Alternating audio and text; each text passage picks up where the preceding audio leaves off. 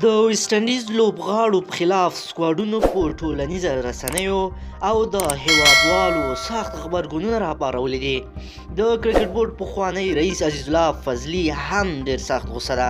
د انډي مولز او د کرکټ بورډ د رهبرۍ سره یې سخت مخالفت ښودلی دی او همدارنګه راشد ته هم غوسه ده. ولې ملګرو راځئ چې ویډیو تر اخره وګورو او په دې پوه شو چې قصه ولې داسې خرابه شوې. درنو لیدونکو مینوالو السلام علیکم، وخت مو بخیر. بلې یوې تازه ویډیو ته درته ښه راغلاست وایم.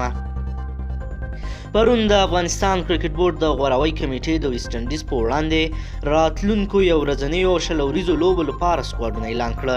د سکواډونو د اعلان سره سم ډیریو افغانانو د کرکټ بورډ له لوري اعلان شوي لوبډلو باندې نیوکې وکړې.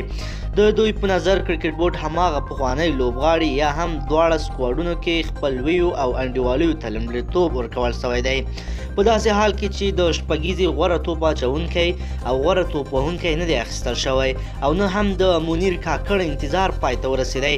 د افغانستان د کرکټ بورډ پخوانی رئیس عزیز الله فضلي هم د کرکټ بورډ وروستیو سکواډونو د څو مواردو په ذکر کولو وغندل او کرکټ بورډ یې په سمتي او عقدوي چلند تورنه کړه. عزیز الله فضلي پر خپل رسمي فیسبوک باندې لیکلي: ګرانو هیوادوالو، د افغانستان کرکټ بورډ غوروۍ کمیټې له لوري چې د ویسټ انډیز په وړاندې د افغانستان لوبډلې سکواډ د شل اوریز او یو ورځنۍ سیالیو لپاره اعلان شوه، د ځینو مستحقو لوبغاړو حق خوړل شوی. اول مسعود نجات د یو ورځنیو سیالیو لپاره چې یو تکړه تیز توپ اچوونکی د حق یې و. دویم منیر کاکړ د یو ورځنیو سیالیو لپاره ویکټ ساتونکی حق یې و. منیر کاکړ د کورنۍ کرکټ تکړه لوبغاړی ده.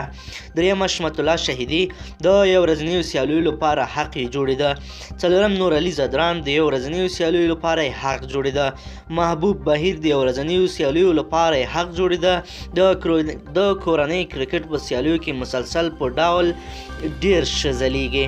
پورته 15 تنو لوبغاړو د ویسټ انډیز په وړاندې په لوبډله کې نشتون د عقدوي سمتي چلند په بنسټ شوی او درې نور لوبغاړي د ملګرتیا په بنسټ لوبډله کې انتخاب شوي. په هر حال د افغانستان ملي ټیم د بریا په هیله د عدالت لمر په راختو ده.